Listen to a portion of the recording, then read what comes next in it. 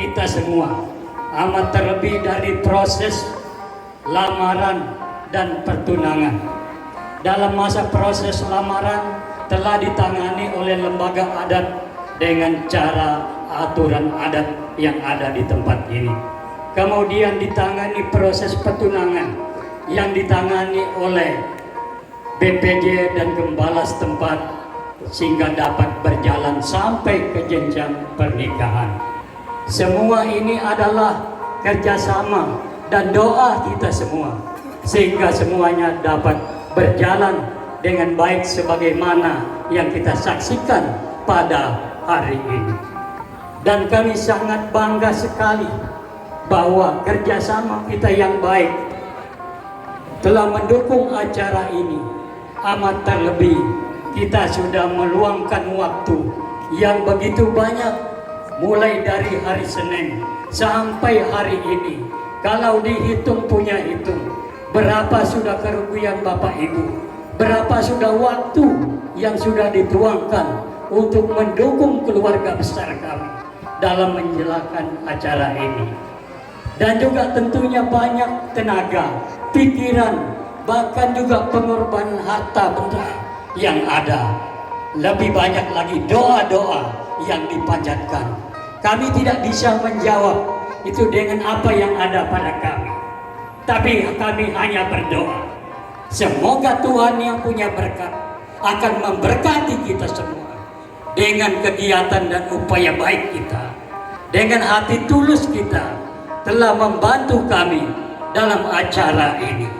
Semoga kerjasama yang baik ini terus dikembangkan, terus dipupuk, sehingga di dalam organisasi, di dalam masyarakat kita tetap memelihara kekompakan dan kerjasama yang baik.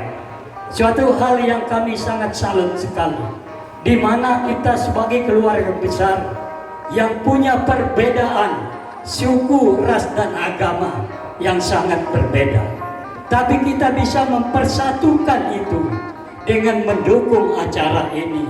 Kita saling menghargai, saling menghormati satu dengan yang lain. Disitulah kita nunjuk bahwa kita menghormati kebinekaan kita sebagai warga negara. Itu suatu hal yang sangat kami banggakan. Dan semoga apa yang Bapak Ibu telah sampaikan kepada kedua pengantin ini, pasti kami yakin dan percaya Bapak Ibu telah mendoakan mereka. Semoga mereka bahagia.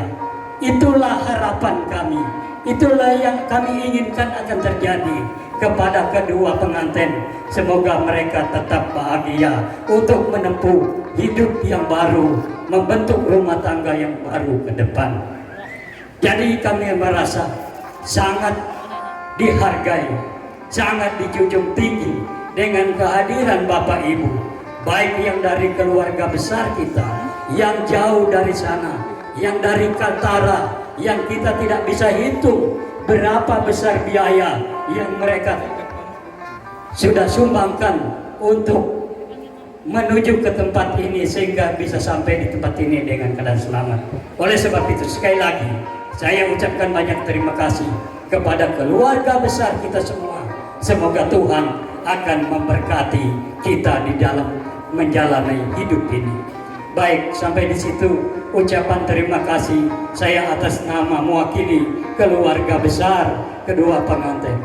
Kesempatan berikutnya saya akan mengambil kesempatan sedikit untuk memberi masukan dan nasihat kepada kedua cucu saya yang dipersatukan hari ini. Saya bersyukur karena akan memberi kesempatan untuk saya melihat mereka sudah bergandeng tangan, sudah resmikan menjadi satu, menjadi keluarga di dalam Yesus Kristus. Sangat saya bersyukur, dan saya tidak bisa membayangkan seandainya kami semua ada saudara-saudara saya. Ya mungkin kami sangat senang sekali, tapi sayang sekali sudah berapa yang sudah dipanggil Tuhan. Cukup saya sudah menyaksikan mereka sudah bergandeng tangan, mereka sudah satu hati, satu tekad untuk membangun suatu keluarga yang kuat, dan mampu untuk mempertahankan keluarganya ke depan. Oleh sebab itu, dalam kesempatan ini saya memberi satu masukan dan nasihat. Mulai hari ini kamu dua sudah berdiri di kaki sendiri dan berdiri di dalam keluarganya, tidak lagi tergantung kepada orang tua. Jadi sudah boleh dikatakan mulai hari ini sifat-sifat yang dulu yang mungkin sudah memang terbiasa dengan sifat waktu masih bujang, sudah bebas mau kemana, sudah bebas mau berbuat apa, mulai hari ini saya mohon supaya kamu dua bisa berubah, sudah menyadari bahwa hari ini sudah didoakan menjadi satu keluarga. Hendaklah kamu dua saling menghargai, saling menghormati satu dengan yang lain, merendahkan hati dalam menjalani rumah tangga. Itu yang paling diutamakan untuk menciptakan kebahagiaan di dalam rumah tangga itu. Karena kita tahu kekayaan, kecantikan, kegagahan tidak bisa menjamin kebahagiaan. Bahkan banyak sudah artis-artis, orang kaya yang sudah bunuh diri, tidak puas dengan apa yang mereka punya. Kalau itu yang kita kejar di dalam hidup ini, tidak pernah kita dapat. Oleh sebab itu saya mohon supaya kamu dua harus mampu bersyukur atas apa yang Tuhan izinkan kamu dua nikmati dalam rumah tangga ini.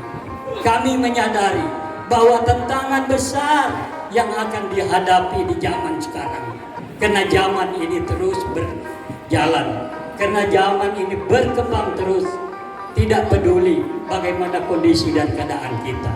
Tapi yang penting apa yang kita miliki, kita harus mensyukuri itu untuk kebahagiaan dalam rumah tangga.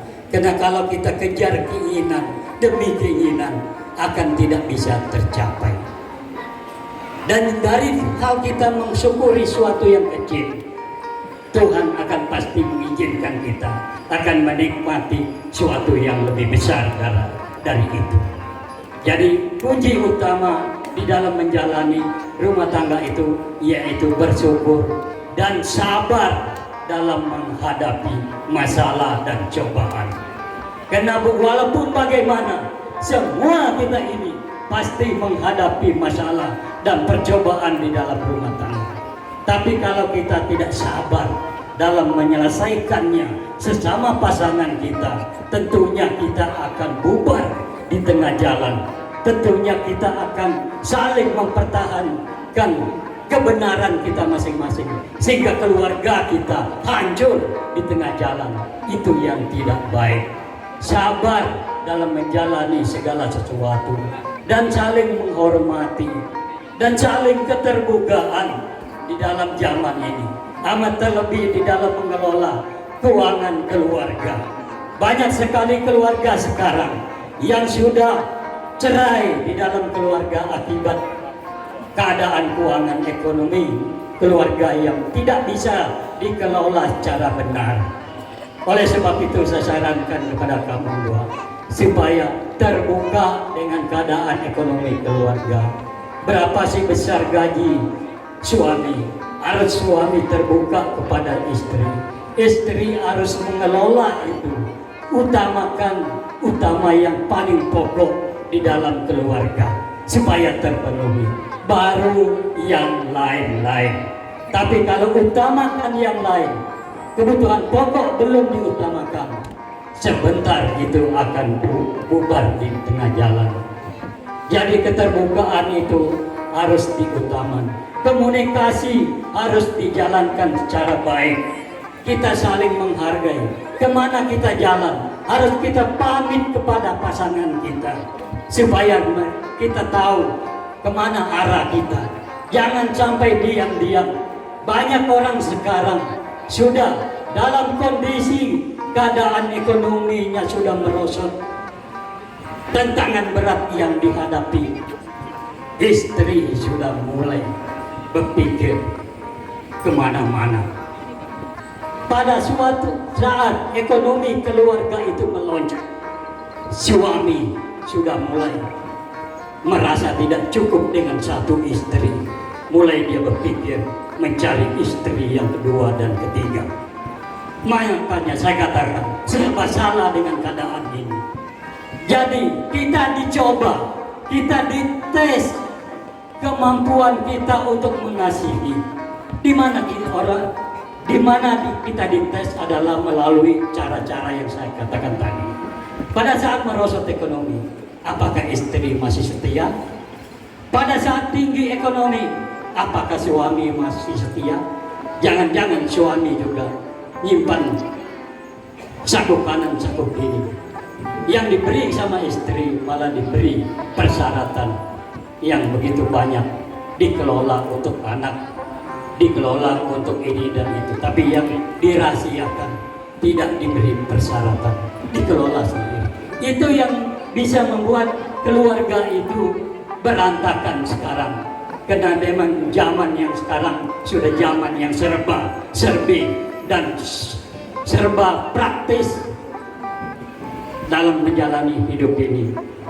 Kemudian juga saya menginginkan supaya kedua pengantin ini saling menghargai, menghormati orang tua mereka.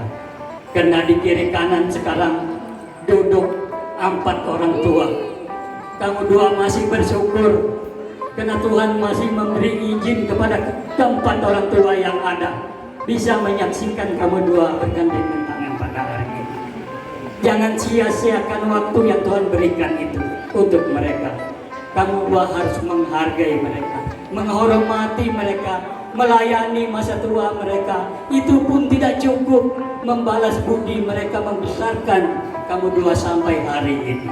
Tapi setidak-tidaknya kita harus berusaha, berupaya, berbuat baik.